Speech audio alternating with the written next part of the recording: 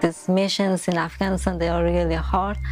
Some people say that the women can't do that, can't do the same thing that we men can, but I think they can everything, maybe better than men.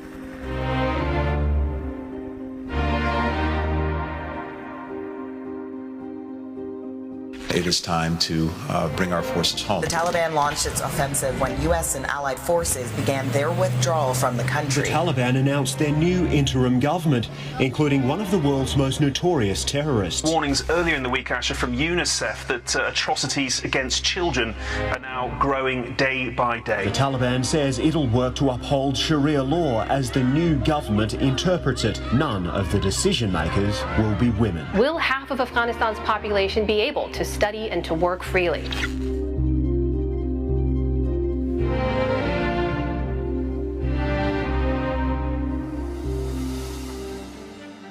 Someday I will come back. That's my plan, to come back and help my country, my people. It will happen. Hello, everyone. It's really great to see such a full audience. We've been prepping this event for a long time, and we're really, really happy to be able to share it with you. My name is Teresa Longo. I am the Executive Director of the Reves Center for International Studies. I want to just say briefly what we do, in case you don't know. Through Reves, William and Mary is able to cultivate globally minded students, some of you are here today, captivate audiences, and do that on and off campus, and also convene great hearts and minds from across the world. I think this is an example of that kind of convening, and I'm really looking forward to getting started. A few thank yous. First, thank you to several organizations at William and Mary that made this possible, especially the Society of 1918, who gave us a very generous grant so that we could bring these talented women to talk to you. Thank you to Alumni Engagement, William and Mary Vet, the Whole of Government Center of Excellence, and to Fred and Rebecca Caprio, friends in the community, and of course, all the supporters of the Reves Center and the staff at the Reves Center. Thank you all so very much. Now, our panelists today are Manaz Akbari, former commander and member of the Female Tactical Platoon. You're going to learn a lot about that. Rebecca Edmondson, U.S. Army veteran and founder of Next Mission. You'll also hear about that. Kathleen Jabs, U.S. Navy veteran and special assistant to the President for Military and Veteran Affairs at William & Mary. Now, let's get straight to the conversation, which I think is going to be a very good one. I do want to tell you a little bit about the process. This will be conversational. I'm the moderator. These are the stars. After we work through a series of questions that are sort of set up to tell a story from beginning till now, there will be a time for Q&A. I think many of you have cards that you must have collected when you came in. If a question occurs to you while you're listening, write it on the card. As we get to the Q&A, we'll have people coming around to collect the cards, and I'll try to get as many of your questions out on the floor as possible. Also, there are people listening online. We're live streaming this, and we're really glad you are here. Even though you're not present in the room, we know you're with us. All right. I would like to start with a question for Rebecca. Very basic question, but very important one. What is an FTP, and when did you meet Manaz? Is this already on? Okay. All right. Before I dive into that question, which is very complex and not super easy to give a concise explanation of what a FTP is, but I want to speak some gratitude into this room. I've already been able to meet some of you, and this is a really pivotal moment for Manaz and I to be in this room with you guys, and the fact that you're here and that you're interested in this conversation. And as the event was promoted 3 years after, so 3 years since Manaz and her colleagues have arrived to the United States, it's ever more imperative that we continue this conversation. So, to the question, what is an FTP? FTP standing for Female Tactical Platoon. It was formerly called Family Support Platoon, FSP, so not nearly as sexy of a name. But essentially, from my perspective, the FTP serve as one of the greatest examples of success of what was accomplished during the 20 years of the most previous war. Myself, I was deployed 4 different times between 2011 and 2016. And during that time, I had the distinct honor of working with through what was called an advise and assist mission, where we as the United States military worked in tandem with the local national military or the Afghan National Security Forces. Even smaller subset of that was the Katejas, or basically the Afghan military's special forces that were trained predominantly by Army Rangers and Green Berets. And so Manaz and her colleagues, they were part of a specific smaller subset of the Katejas. So a group of women, over 60, came through this pipeline, and they became embedded in a formally all-male Afghan military special forces unit. So if you kind of put all that together, it's a little confusing, but we'll do our best to continue to dive into what that entails. But just some of the most wildest things one can imagine is what the FTP really stood for. And the part about meeting Manaz. So Manaz and I, we met not during my first deployment. Initially, I was in Afghanistan deploying, sort of doing a separate thing through a program called the Cultural Support Team. It existed under the Joint Special Operations Command, and it is where basically during the Obama administration, they started piloting whether or not women, American women, would be successful in the roles of more combat-oriented gigs in the military. And so I volunteered for that program and successfully passed through those channels. And then I probably didn't meet Manaz until 2014. Yeah. So the FTPs had been in existence already for 3-4 years. 2010 is when y'all started. Yeah. So we met in 2010. Thanks. All right, I'd like to turn to Manaz now. I have had the good luck of having a couple of meetings with these women, and I know a little bit, and I know that when Manaz talks about this work, it's in really beautiful, positive terms. So I would like to have everybody be able to hear kind of the story. And Manaz, maybe you could sort of start at the beginning. How did you know about an FTP? How did you join? What was it like? Hi, good evening, everybody, and it's an honor to be here. I just wanted to add something to Rebecca's point about the FTP. I think what made FTP unique, it was because they broke all the barriers, cultural barriers in Afghanistan, and joined and served to military in combat area, and that we didn't have before in the military structure in Afghanistan. Of course, we had a lot of brave women, strong women that in the past they fight against the enemy, but we didn't have in the structure of the military in Afghanistan. And I think for me, they are a symbol of empowerment, and they show to people that they can serve in military in very high and important roles. And get back to your question that you asked, I grew up in Iran. And as an Afghan, an immigrant in Iran, we didn't have a lot of rights.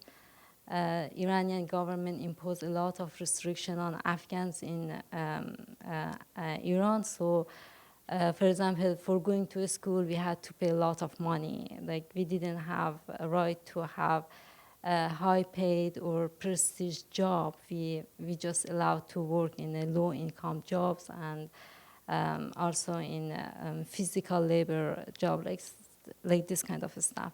So when I come back to Afghanistan, to my country, I feel that I need to join to the military, because military is a place that it's a great place, an important place that a citizen of each country can work on that. So I feel that I need to forget and I need to confront all the discrimination that I face in Iran as an immigrant. So it was one of the reasons that I joined to the military, and of course I love uniform, I love weapon, I love like all the military stuff. So, but after times that I finished my training, my basic training, my advanced training, when I start going to mission, actually like going to night raids, like going to very rural area in Afghanistan, I saw a lot of things there. I saw the poverty, I saw the situation of women in Afghanistan, I saw a lot of things that really affect on me. I can bring an example, several examples about that. For example, I remember that in one of my missions, when I went there, I gave radio to one of the kids. She was like something around 9, 10, and we were told that we need to distribute the radio to the kids. So he told me that, what is this? I told her that this is radio. And he said that, what is this job? I said that if you push this button, it will start talking with you. And he said that, okay, can I talk with this radio? I said that, no, you can't, but it says a lot of good things. Just imagine, like, there is a lot of area in Afghanistan that they don't even know what is the radio. They don't know even what is the TV, or they didn't have like phone or something like that. And another example that there are a lot of examples, so I'm just gonna bring a short example of the mission that I did. In another mission, when I went there, I saw a girl. She was like something around 7 or 8 years old. And when I was asking a tactical question from her to find the target, and I was writing, I asked question and she answering back the question, and I was writing the question. And she told me that my brother can write also. And I told her that you cannot write. She said that, no, I'm a woman. And I said that I'm a woman also, I can write. And I just left her and didn't continue on my tactical question and stop her. I just left her with her word, with her dream, to think about that. What does it mean when a woman can write? And a lot of example of this, and by passing the time, in 2015-16, a lot of explosion happened on our Hazaras ethnicity in Afghanistan. The girls were killed in the schools, in the women that were pregnant, they were killed by the Daesh, ISIS, and Taliban. Like all of these things that happened to me by going to the mission, by living in Afghanistan, in Kabul, it gives me a sense that I need to be in FTP, because it's a high and important place that I can serve in military, because those missions were not successful without FTP and CSC. And so I feel that I need to stay and continue in FTP, not just me, all the FTP that were in KK.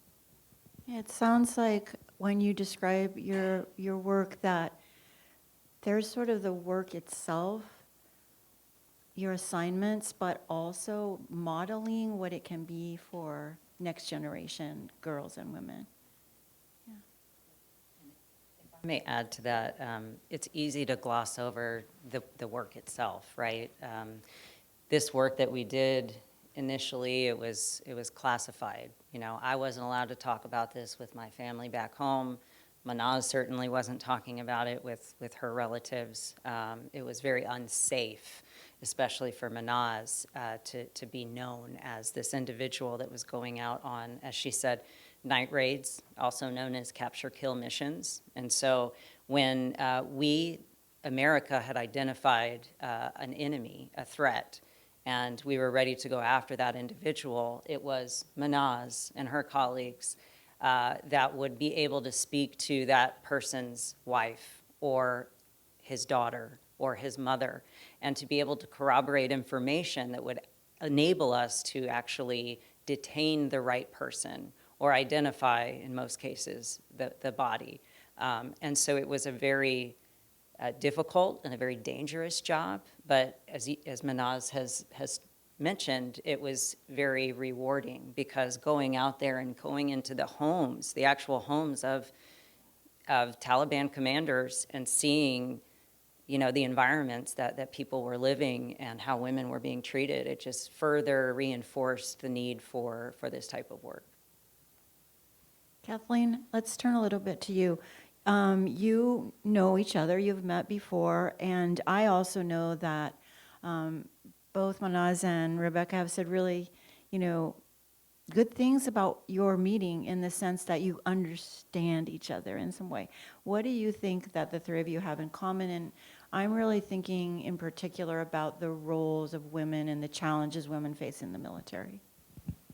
Yeah, thank you, Teresa, and it's an honor to be here with Rebecca and Manaz. I myself never served in combat, so to be up here with two combat leaders and to have seen the progression of women in the military to the missions they are now able to undertake is really inspiring and hopeful and optimistic for the country. But we had dinner over the summer. I've been sort of following them for about a year. I had seen them first at a presentation last summer, and then we had a chance for deeper conversation this summer, and we really bonded over the pressure, kind of the unique pressure that women in spots of high intensity, where they're the super minority, there's an extra almost layer of pressure. So you have the competition, which is, you know, normal and healthy and can help inspire us all to be our best selves, to win.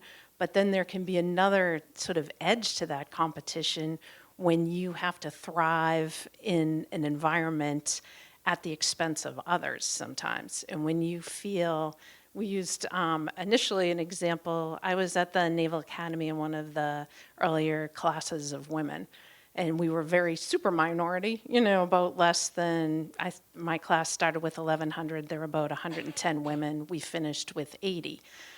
So the women, you know, I was having a hard time one time just laughing. I wasn't nervous laughter at something. And another woman came down and yelled at me, my own classmate, and said, "You're making all the women look bad." And I thought, gee, I'm making myself look bad. I have to march and do demerits. But no, then that put another layer of pressure. So Rebecca and Manaz, here's Rebecca, she's got to be successful for all of these Afghan women, and one of the first women doing this kind of mission in a command that had never had women. And then Manaz, you know, in a foreign country that's at war. His Manaz, she's in a society that hasn't always had women. Now she's in charge of women who are running missions with the men. And just kind of diving into the complexity of that and how you navigate that, and sort of the grace to forgive yourself after if you were harsh with people, or you didn't understand, or you did think, oh, that woman's making us look bad, or she's the weak link. And just kind of having that forgiveness and compassion for yourself going forward and making the bonds up over time. Rebecca and Manaz, anything to add about the pressure, the piece about the pressure? We could have a whole conversation just about that, but I think, you know, to Kathleen's point, there is a huge amount of pressure that one takes on when we're trying to prove ourselves, right? Like, as women in a predominantly male culture, and historically all male culture, in our military, there's this term they give it the masculine warrior paradigm. It basically says that in order to go to war and do the killing, you have to be very manly. You have to be able to, be emotionless and all of these things that don't typically line up with what is seen as feminine. And so a lot of times, I think women in the military, they feel that they have to kind of hide our genders in order to find acceptance in that type of environment, to be seen as competent or capable. Kind of like this idea that there's like no crying in baseball. There's no emotions to be shared in the military. And so I think from that perspective, we can definitely relate to that. But I'd like to hear maybe Manaz to talk about from a command perspective. I know that you guys share that in common, y'all being officers and I was on the enlisted side, but it always amazed me that Manaz was able to command an entire unit of competing women and do it so gracefully. So I don't know if you want to add anything to that. Yeah, sure, but the thing that I'm gonna say when you were talking, I think the challenges in military in each country is the same, but just the level is a little bit different. And maybe in Afghanistan in high level. But something that I'm going to mention or about that, it's like it was balancing between life and work, like for women. For example, they had responsible for, especially in Afghanistan, like a lot of our women in military, they had kids, but they don't have husband. And they had to, they were responsible for their houses. So from others, and they had to like fight with all the culture challenges that they had in their family, in their society, in our country, and in their workplace. And from other side, they had to come to the work. And it was really hard to keep these balances. And yep, I think to your point, it's that we admire the fact that, you've had this very distinguished career, even beyond your experience in the Navy. And we look up to that, and we understand also that, you have a family and you're often on the road and you're bouncing from place to place and you have a big responsibility here on campus. But, you taking the time to, sit down and break bread with us and share what your experience is like has been really meaningful to us. And I think, like, when we look at it larger, too, I think women now are 60% of the world's population. And you see sort of the resilience. Look at these two women here after all they faced and all they can face. And then you look going forward at what, this wasn't a charity act. Oh, I think we'll take women. No, they needed them for the mission. This, so that whole of society sort of mentality that we need all the parts and pieces, not just for war, but to solve all the tough challenges that we're facing now, whether it's climate, change or something else, having that whole of society mentality where you're taking the talent that you need and employing it in ways that make sense and that help the mission is a lesson I think all of us can take from this highly sort of successful enterprise. Yeah, I really appreciate that. It's a need, not an extra, not an add-on, a central core mission. So I'd like to switch gears just a tiny bit and ask Rebecca and Manaz something kind of on the ground specific. Like, there are people in this room who have not served in the military. There are people in this room who have never been to Afghanistan or experienced war firsthand, others who have. I guess it would be really great for those of us in that place to understand sort of what's the day-to-day like.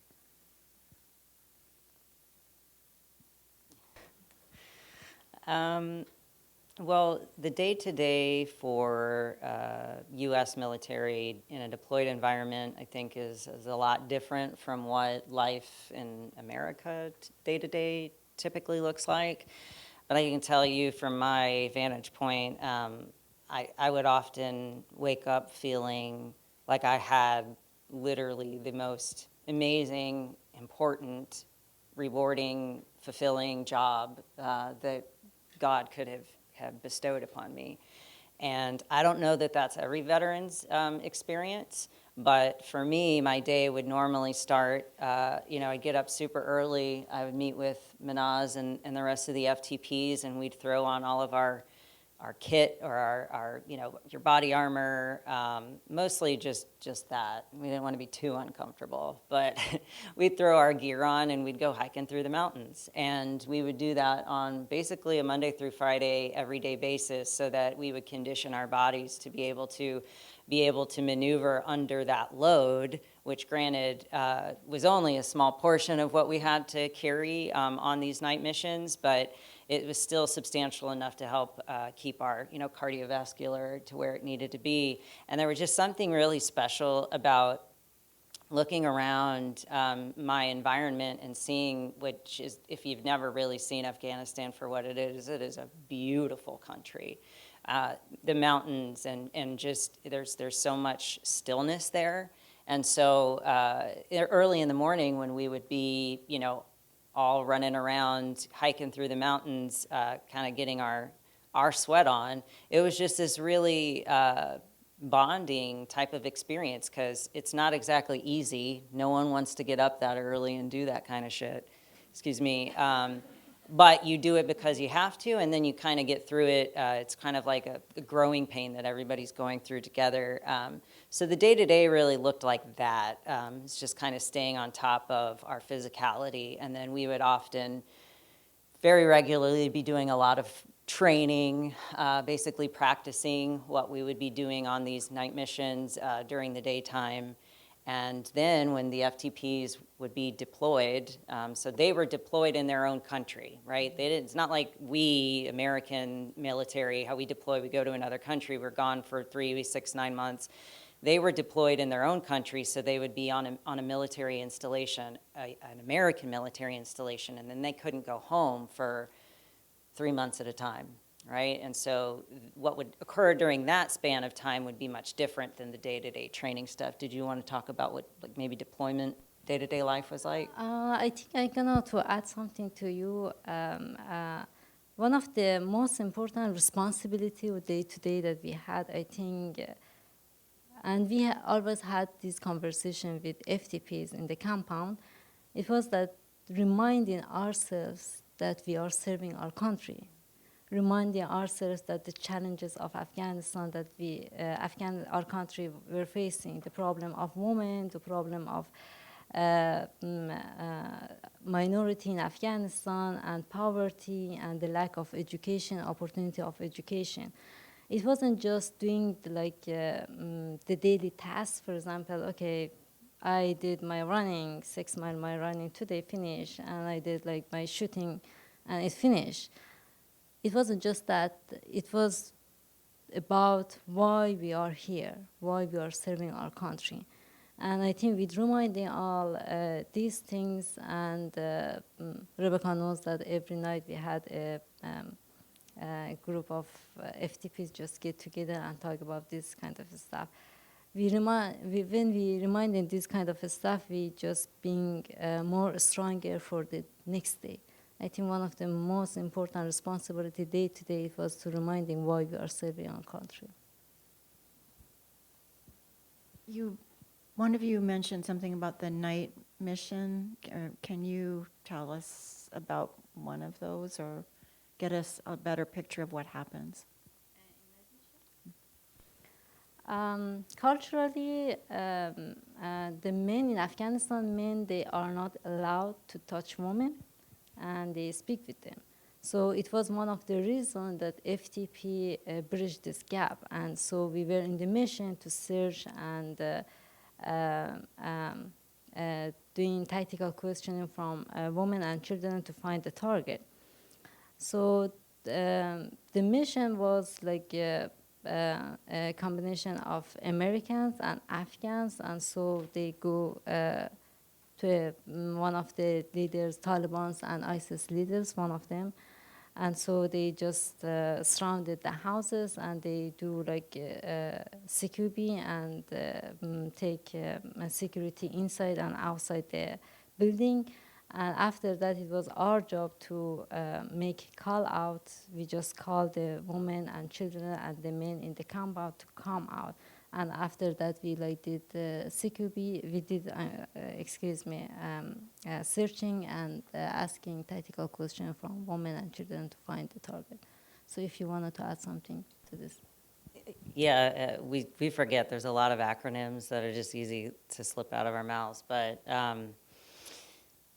essentially, if you want to break it down sort of from like how it starts to how it ends, we would get notified that we had sort of the green light to be going out to go and capture, detain a known enemy. And so we would throw all of our gear on. We would do radio checks with the rest of the team. And so we would also be loading up our ammo, making sure that we had enough to be sustenance, water, different things like that to last us sometimes 1 or 2 nights. If we got into a precarious enough situation, we couldn't get air support to bring us out of there. So we had to be prepared for that. And so on top of that, you know, there's an amount of intelligence that's collected on this particular mission, and so we would have to become educated on what it is that we're going there for, who we're going there for, understand the atmospherics of why we were going after that person, and that way we could develop a line of questioning that could help us to gather the intelligence that would be useful to the particular unit that we were going out with. So predominantly it was Army Rangers that we were attached to, but occasionally we would go out with SEALs and we would go out with Special Forces, but we would be the token female, right? Like the one and only female that they had to be like, hey, there's a bunch of women over here. We don't know what to do with them. Can you talk to them, please, so that we can understand what's going on? And to Manaz's point, it really did fill a gap culturally, because before that, before there were women like us on the scene, it was just up to the Afghan males and the American males to try and ascertain what was happening on these missions, and they couldn't go and talk to the women. And the women who were a lot more forthcoming, a lot less willing to lie about any given set of circumstances. And so when we stepped into the picture, we were able to actually figure things out in a way that our male colleagues simply couldn't. Furthermore, as Manaz says, they couldn't put their hands on these women. Well, because we were women, we kind of had that pass to say, well, sorry about your luck, but I have to search you. I'm a woman, so, you know, don't get mad at me. And so we would often find things that they would be hiding because their husband or son or father had passed it along to that group of women, thinking, oh, they'll never search them. You know, it's culturally just too inappropriate. Well, not unless you got some women there. It's kind of your workaround, right? So we would be able to find things that helped identify and match, you know, if it was technology of some sort or documents of some sort that said, oh, that's the guy we're looking for. I guess we're at the right house. So there's a lot of scramble and a lot of confusion in these types of missions that, you know, of course, are at night. And because they're at night, you can only see because you're wearing night vision.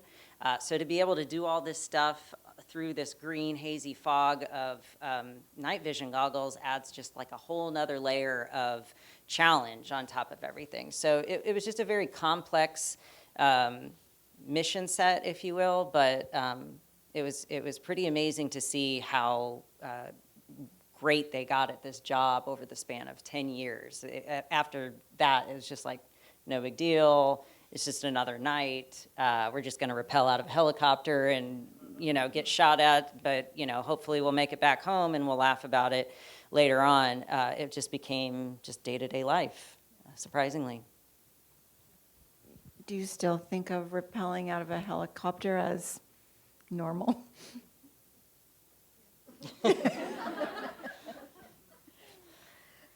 All right, a little bit of a follow-up to that. What do you think it takes to be a really excellent soldier? And also, what are you both most proud of?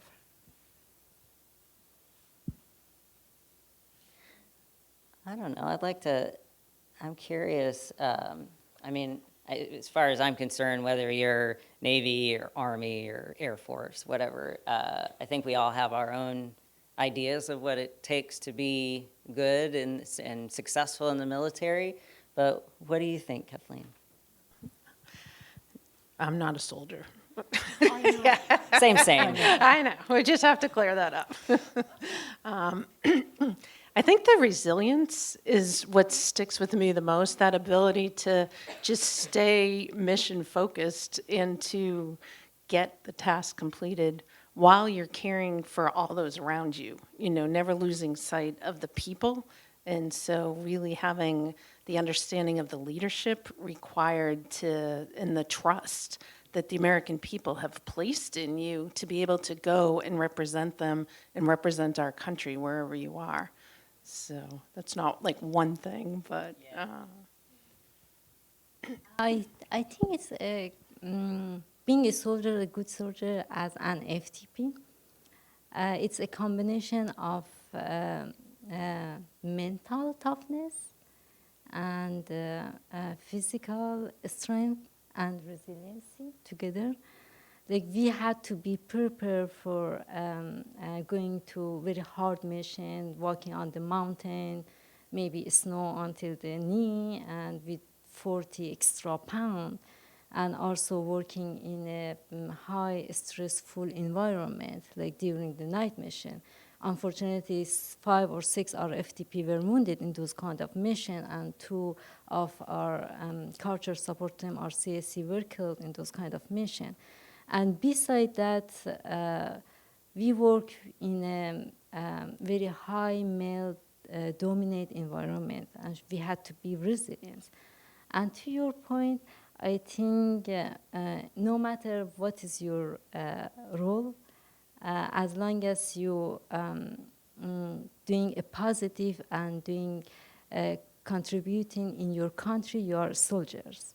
As long as, for example, a teacher, he teach and he or she like making the future shape by teaching, and he's a soldier because he's doing to bring safety and security for the country, because he or she teaching good stuff to the students. And as long as I think we are the best of our version and we are honest with ourselves, I think everybody are a good soldier. Do you want to answer that, Rebecca? Yeah, I think it's a very poignant, comment to make, especially where we're at, right? We were fortunate enough to get to meet with some student veterans today. I see you in the back. And it really speaks to this idea that service members are sometimes put on a pedestal in a way, like at least when it comes to the idea of service, because it's become so commonplace in our society, at least today. It certainly wasn't like that always, but today, as a military force, we often hear "thank you for your service" automatically. That person doesn't need to even know what you've done in the service, but it's just sort of automatically afforded to you. And the thing that we've discussed a lot is how after you like hang up the uniform for the last time, that extension of gratitude, it actually feels a little different because you're no longer serving, right? And you can get stuck in this mindset that, at least for me, that the term has been really rang true. And I felt like, well, I'm not in the military anymore, so, you don't need to thank me, or, it just kind of fell flat. And so just to wrap this idea up, what we really like to promote is this idea that, especially in higher education, it is such a service to society. And you can't really value that until you receive that type of support from a professor that is like investing in you and like really sees, your potential, and to invest in you on that level, on that kind of a personal level. It's really easy for me as a student to say, my God, thank you. Thank you for your service and what you've done to help me advance into this next phase of my life. Whereas, you know, if somebody thanks me for my service, it's like, yeah, I was in the military. That was a chapter of my life. But like, we really look up to those in this profession and really see it for the service that it is. Kathleen, did you want to say something about that?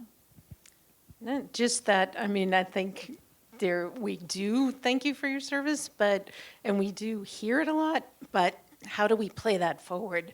How do we get kind of that whole of society mentality that we take the incredible talent that Rebecca, that Manaz, that people have exhibited, and then put that to work in sort of whole of society efforts, because there is so many skills, adaptability, teamwork, so much that people learn in the military that to just play it forward.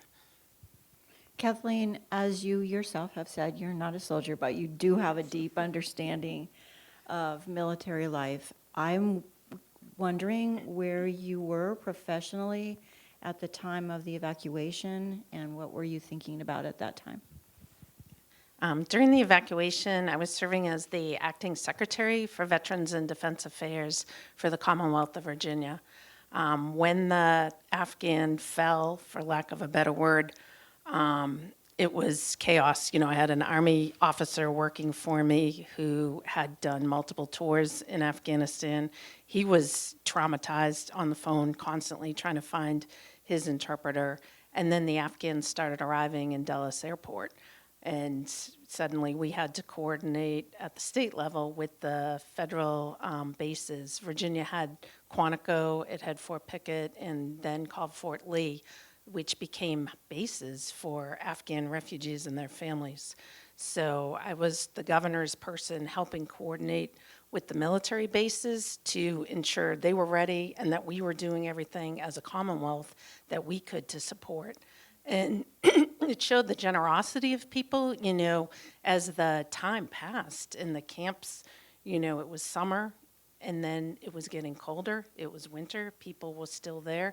So many people, I mean, you know, Manas, they left with the clothes on their backs. That was it. So having, you know, meetings and trying to coordinate the refugee and the donations. You know, we had to call in Team Spartan, Team Red, White, and Blue to kind of manage just the donations required, whether it was Pampers or winter coats or just the multitude of supplies that were needed to house, situate, and then help people settle to new lives. Manaz, turning to you about that specific time period, can you help us know maybe some of your strongest memories about leaving? Sure, thank you. I think the evacuation from Afghanistan was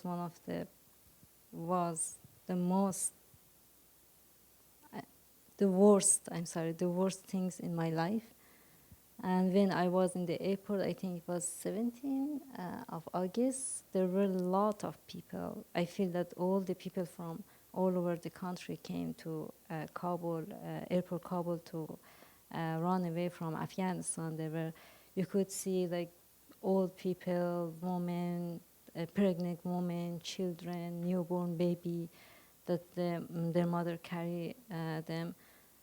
And it was chaotic. Like, it was really hard to see, and it takes, I think, 2 weeks for us to evacuate just 43 FTP with their family member. But if I'm going to talk about a specific memory that you mentioned, it was I was in airport for 3 days that I was helping two FTPs to came inside the airport. But after 3 days, I was told that I need to leave the airport to US. It was in the morning, 3 a.m., a group of Afghan, I don't know how many we are, but we were a lot. So we were in the line, and they told us that we need to follow one of American soldiers. So we were walking on the airport, and we passed the airplane one by one.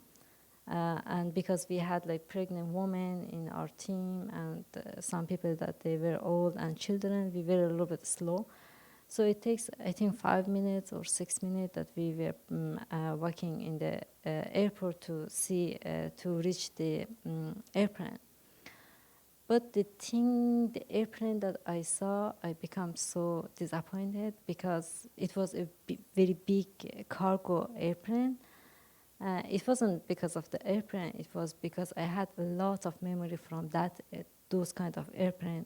When I was in military, every 4 months or 3 months, I supposed to travel from this province to other province to visit FTPs that see how they are, and most of the time I travel with that cargo airplane. So when I saw that airplane, I just start crying. It was dark a little bit because it was 3 in the morning, and we just loaded on the airplane. Most of the time when I saw that in the airplane when I was in military, it carry a lot of huge stuff like container, a vehicle, weapon, like this kind of stuff. But this time that airplane has like just people and Afghan people. So when we loaded in the airplane, like I had my 2 nieces. They were 2 young girls. That one of them sit in this side. We were sitting on the ground, and one of them was from beside my left side. And one of them just put her head in my shoulder, and one of them put her head in the other shoulder, and they were crying. And I was crying also. It's not because I'm leaving my family or I'm leaving my best job that I had ever had in my life. It was because of the reason of that, because the Taliban took over the control of Afghanistan, and we had experience between 1996 to 2021 of ruling Taliban in the country. And we did see that Taliban banned all women from school. They were not allowed to go to school, and they killed a lot of people in Afghanistan. And it just was remembering all the stuff that they did in those years, and it will happen. And now you can see that the schools are banned for women, and they are not right to go to school, to work. And so I think, it was one of them. Yeah, thank you. You have actually, Mana, started to answer my next question, which is, what would you like people in this room and listening online to most know about Afghanistan right now, and especially in terms of women? I think what I want people to know about the Afghanistan, let's start from the beginning, from 20 years of occupation of United States in Afghanistan and foreign forces in Afghanistan. We had a very good opportunity for everybody, not just women. We had the opportunity to go to school. We had the opportunity to, like, women work in the military. We had one of our women judge that she's here. We had women that were judged during 20 years of U.S. presence in Afghanistan, and the women had the right to work in a very high position. And we had a lot of things that we achieved during 20 years. But when Taliban came to our country, everything and every achievement, especially women, that had it, all of them just disappeared by one night. Like, a lot of restriction Taliban put on the women. They are not allowed to go to school. They are not allowed to work. And recently they imposed a new rule that women cannot speak in the public. Just imagine, women cannot speak on the public. And from other side, I don't want to say that it is just women's problem. It's Afghan people problem. It's everybody problem. Nobody doesn't want Taliban. They are a terrorist group. Just they established, like, during 3 years, they established a lot of religious school. And in this religious school, they teach their ideology of Islam. They teach that non-Muslim people, they are not good. They teach them that I am not good. They teach them that women that work in the high position in the government, they are not good, and you need to fight with them.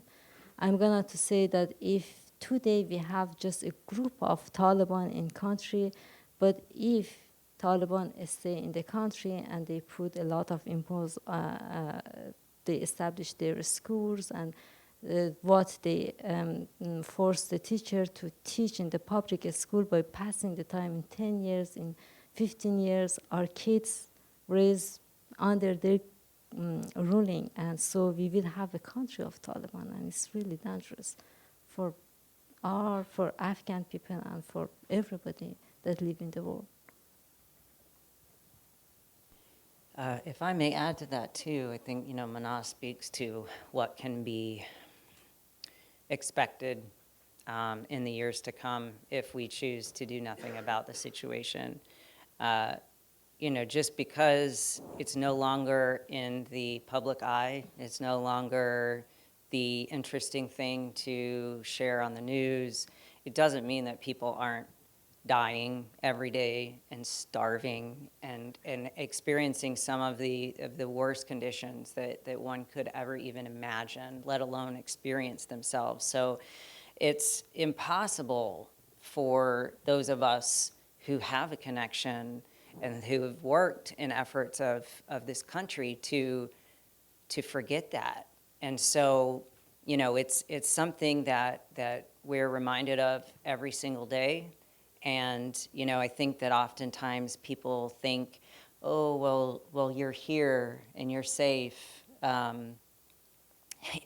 Even the audacity to say, like, aren't you relieved? But, people, you don't think about all of the other aspects of this. And as Manaz was explaining, she said goodbye to her entire family without any promise that she'll ever even see them again. I mean, can you wrap your mind around that? And to have to make that choice, knowing that if you stay, you're most certainly a goner. Like these guys have a paper trail. They know who you are, what you've done in partnership with America. So there's no choice to stay unless you are willing to accept that fate. And then now, your family members are suffering, and there's a certain amount of felt guilt and responsibility that it's heartbreaking. And to still have Manaz and the FTPs in my life, it's difficult to try to encourage, right? Because it's not my lived experience, but I look up to them for the heroes that they are, and the last thing that I want them to feel is remorse and guilt. But the fact of the matter is that, I can't take that away from them.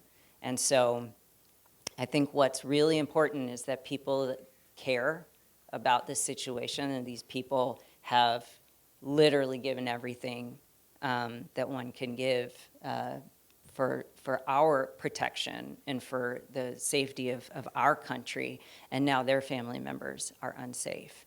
And so I think keeping awareness that this problem has not been resolved and that there's still more that we need to do to support those people that have worked so hard to protect us. That's why it's really important to us that you guys came tonight. Manaz, could you also tell us about the asylum process and how it has gone for you? The people that came from Afghanistan during the evacuation, they came under humanitarian parole. So we had to apply for asylum 1 year after entering to United States. So fortunately, they expanded to 2 years. But for me personally, I applied for my asylum after a year of entering to United States. And after doing a very long interview, and I had to wait for several months, and I just got my asylum approval a year ago, and 3 weeks ago I applied for my green card. Hopefully I get it soon. So but for in general, like asylum process is very complicated process because a lot of people that came to Afghanistan, they didn't have money and they didn't know like how to find pro bono lawyer, and we had a lack of pro bono lawyer also for Afghans. So because of this issue, like a lot of people was trying to find another way to get green card for Afghans. That there are still a lot of people that are working on that. So, yeah. Rebecca, right now you are building something called Next Mission. Can you tell us what that is? I'd be happy to. Manaz and I, we are collaborating to build Next Mission, and it's exactly what it sounds like. Essentially, we have some unfinished business. We've been working together since 2010, and we're unwilling to allow the circumstances of what's come to pass overshadow the accomplishments that we have made together. And just to piggyback on the conversation of asylum, it's just simply not right that Manaz and her colleagues and so many other people were separated from their family members, and then they now have to wait this undetermined amount of time. Could be 4 years, could be 8 years, could be indefinite, right? Until they receive a green card, and then they can apply for family reunification, and then that process takes another. So it's so completely asinine. And so what we have refused to accept is that nothing can be done about this. What they deserve is to have their family members here safely. That's without a doubt. And so we are putting our heads together, and we are building a community of others that care about this particular issue. And so we're looking for ideas and ways that we can approach, whether it's the State Department or other avenues, to be able to reunite family members faster than what it would happen on its own. So really advocating for that is number one. And beyond that, just continuing to develop into the obvious leaders that they are, right? Like we have no idea how blessed we are to have them in our presence in this country and all the things that we can learn from them. So just to be able to ride on the coattails of these women and to share in their successes is pretty much like what I'm in Next Mission for. Manaz, it's really clear that this idea of Next Mission brings a smile to your face. What would you like to say about it?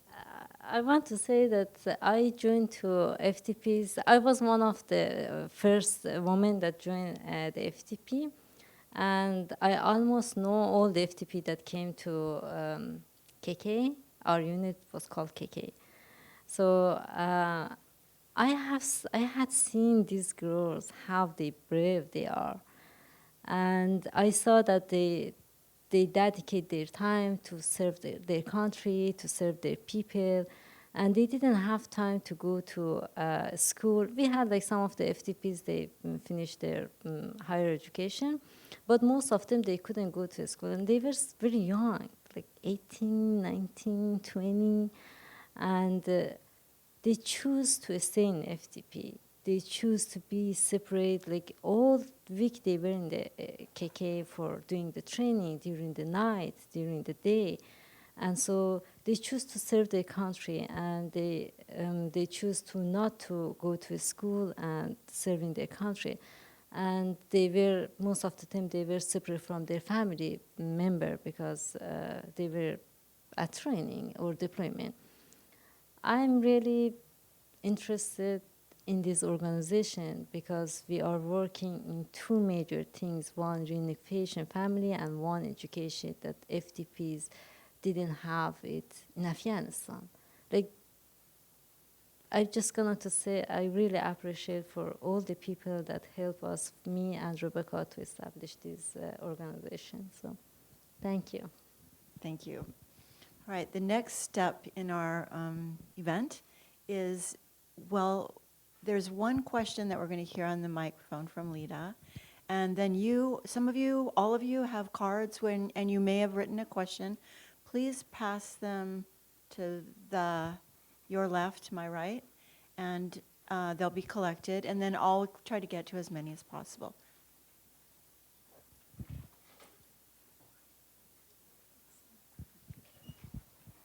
Hello, everyone. First of all, I would like to thank you for your hard work and detection, especially in your effort with Afghan women, and your commitment means so much to us, Rebecca.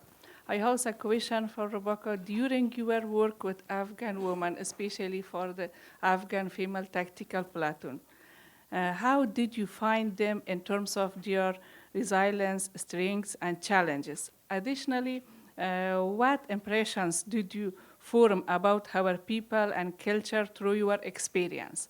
My next question is from Manos. Thank you for your hard work. You worked very good, because I never forgot when I was a judge in Afghanistan, the day that the Taliban took over the country, I was in my office and my security guard knocked my office door and said, let's go, because the Taliban took over control of Afghanistan. Everything has happened suddenly without any other idea. I didn't imagine. My question is, during the coming of the Taliban, both of you, Rebecca and also you, were you at your job? Who informed you that the Taliban took over control of Afghanistan? Because you were as a security. Because of that, I just want to know about this. Thank you so much. Do you want to start with the second question, as far as, so for me, I'd already been out of the Army for several years. If I'm being honest, I left the Army in advance of this outcome, because I knew, any one of us that had invested in Afghanistan knew that eventually shit was going to hit the fan. We just didn't know exactly how bad it was going to be. And so I couldn't bring myself to still be serving in uniform during that process. I had already developed a fair amount of shame and guilt about what was to come. And so I was watching it from, watched Biden's speech announcing the withdrawal, and to say that my heart was crushed is not even, it's an understatement. But for Manaz, I mean, you were still technically serving in uniform. Yeah, I was in military at that time. But the point was that the KK commander, the highest rank in our unit, he just informed us that we need to leave just the day of the day that Taliban took over the control of Afghanistan. He informed us that we need to leave our unit, and if there is an emergency thing, he will call us and we need to come back, but we need to be at home. So when I understand the day before the Kabul fall, and I understand just in social media, that one of the higher ranked people in Afghanistan, he just informed us that the presidents of our country ran away, so Taliban came to the city. I think there was the other question too about my experience, right? So to summarize that in a nutshell, I have to admit every chance that I get that I was totally wrong about who these women really are. I went over there in 2011 with this idea in my mind of what Afghan people, and especially what Afghan women were or were not capable of. And I absolutely had a chip on my shoulder thinking that, oh, I'm an American soldier and I'm coming to Afghanistan and I'm fighting for my country. And in my mindset, it had nothing to do with the development of Afghan people, right? It was just, I'm serving my country, I'm protecting the United States, that's why I'm here. When I was told that I would be working with Afghan women in partnership and training them to do the job that I had been sent to do, I was like, there's no way this is going to work. There's no way that Afghan men would find this acceptable, right? It was hard enough to get Army Rangers to accept that American women were now, tainting their situation, but to expect Afghan men to make this an acceptable thing. So I thought there was no way that they'd be able to come up against that type of pushback and deal with the type of treatment that I expected them to be handed. So I was wrong. I was totally wrong. They proved, not just me, but all of society, that, when we say that Afghan women are some of the most courageous, strong, bold, all of the things that, a human being should aspire to be, wrapped up in one package, and sometimes very small package. It's unbelievable. And so I'm still to this day, like, kind of mesmerized by the power of human potential. And when you are given an opportunity to succeed, you take it and you run with it, and you just keep running. So that's how I feel about them. Right. I have a lot of questions in this little pile. I will do my best, perhaps shortening some of them, but I'll try to get through them. They're good. First one is something that we haven't touched on, and it's really important: language. So you didn't speak the same language when you first met each other. How did that work? How did you overcome that barrier? And what did you do to communicate? Really good interpreters. We had interpreters with us pretty much all the time, and in the beginning they were male, which kind of counteracted this whole idea that we were women supposed to be working together and honoring the culture of Afghan women, and not having strange men around. But then we had these male interpreters, so it kind of threw a wrench into things. But that's how we did it.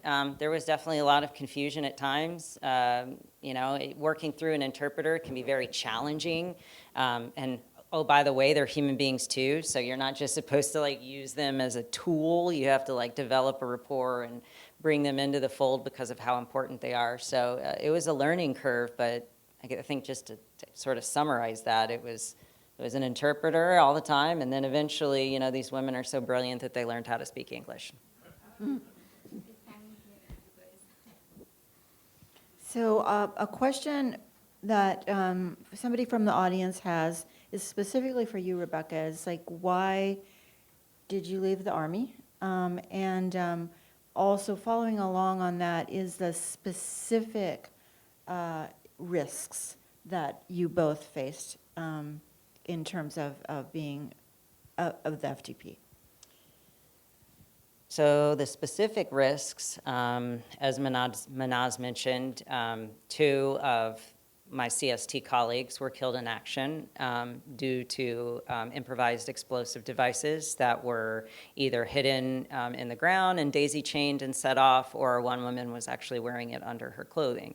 And so given that our job was to physically go and get close to these women and put our hands on them in order to search their bodies for things that we were looking for, it was pretty much as dangerous of a situation walking into that as one can find.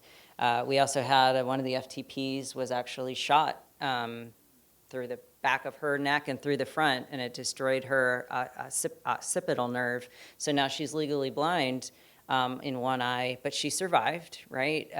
But it was getting that close to potential enemy threat that made it incredibly dangerous. Not to mention just falling off the side of a mountain or falling out of a helicopter or any number of things.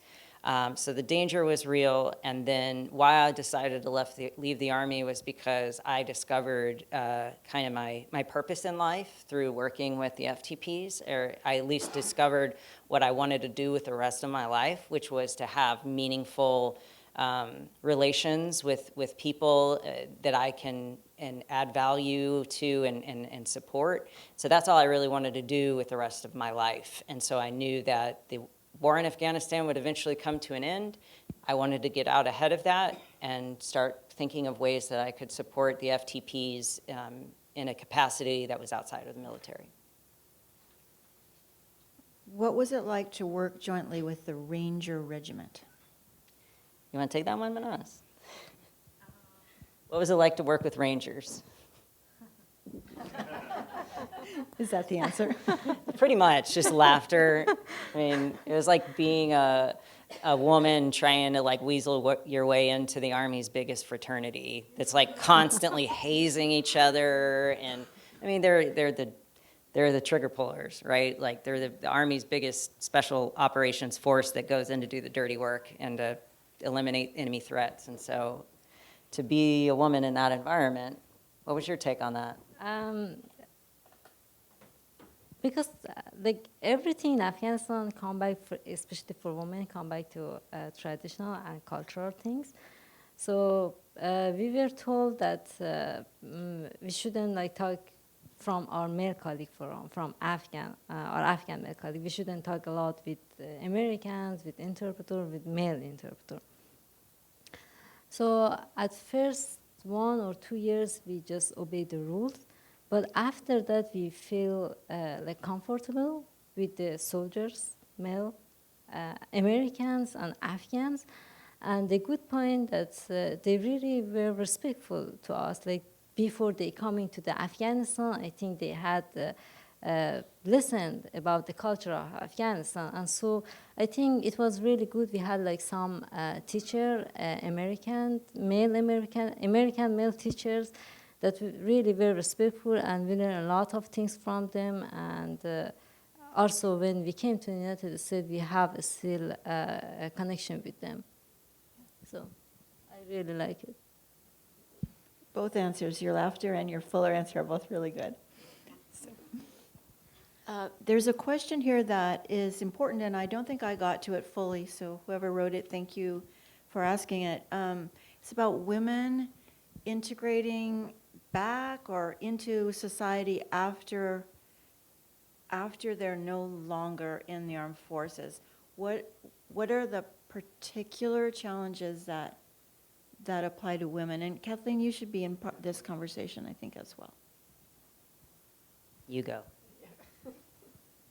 I think it can be, I mean, we work a lot on military veteran transition here at William and Mary, and I think countrywide, like we're looking as women get out, it's a very different experience because they come back and they're not necessarily in a fraternity. They might be, I mean, the military is still 85, 90% male. So when you leave as a woman, particularly if your partner is still in the military, you're going to now be in the spouse club. When before you were operational or you were wearing the uniform and now you're not. So it can be very disorienting. I mean, I can speak from personal experience on that one, to suddenly have a job and now you don't, and you're around the base. And I don't think we've totally figured out, how to kind of help women transition all the way. And we're working on that here. That's something, I think it'll always be a work in progress. If I may plug. So Manaz and I actually attended the Flourishing program, which is specifically for veterans transition. And I think, our experience might be a little bit different than most women that serve in the military, just because we were so inundated with male colleagues, and we kind of had to sort of be seen as one of the guys, if you will. And so to that point, I think that there's a lot of similarities, more similarities than there are differences. And, it's so much more than just a career or a job. It's your identity. I definitely drank the Kool-Aid. I was like, I'm serving my country. I've got this higher purpose. I've got all these things, the values and all that. And so when you leave, it kind of leaves a hole in your heart. And it's a grieving process. You're grieving a lot of these things that you feel that you've lost. But I think that what we discovered during Flourishing is that that's a mindset, and that you don't have to see it as that. We didn't lose anything other than maybe who's writing our paychecks, and we can continue serving in a new capacity and stay connected with other veterans and enjoy life. There's a specific question about Operation Cyclone.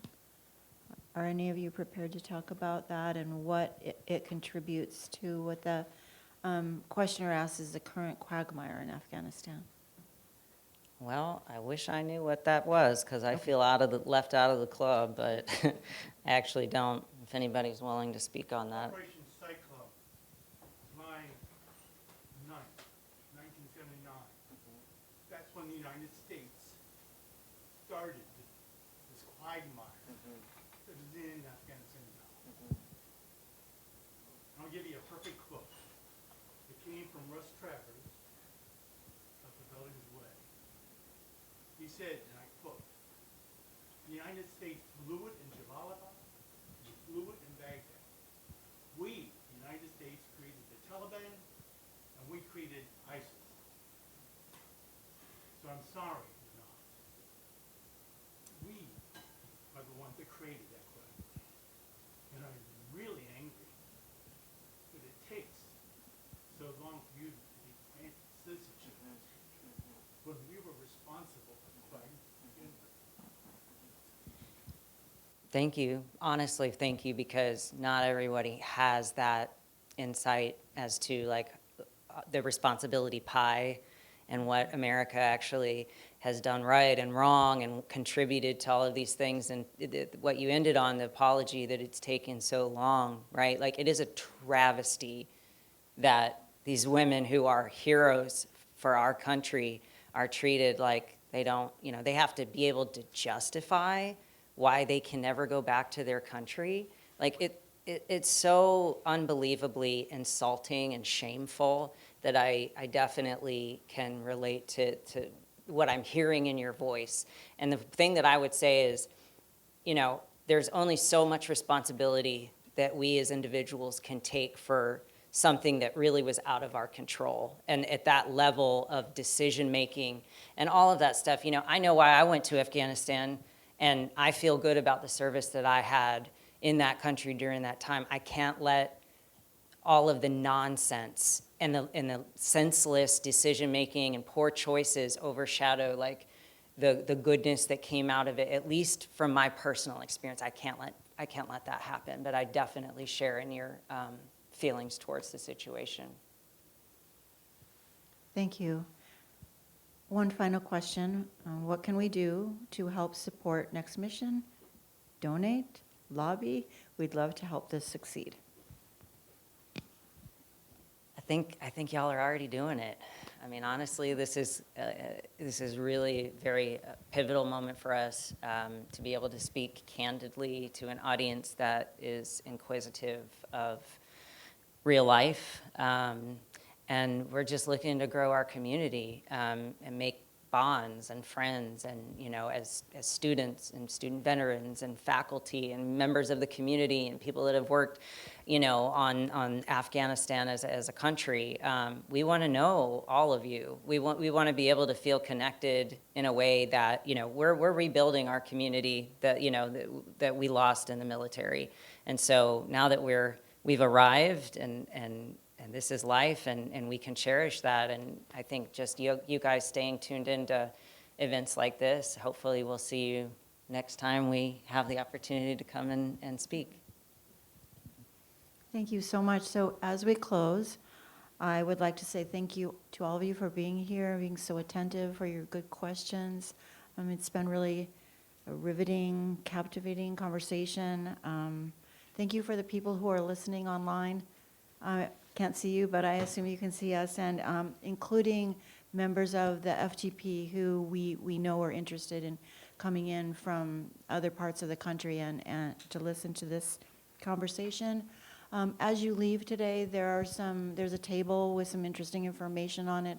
Please pick up the items that are there. There's information about the international work we do at William & Mary, including a magazine called World Minded that we put out twice a year. We're really happy you're here and want you to know more and more about us all the time. And most of all, thank you to these 3 incredible women. Please give them a round of applause.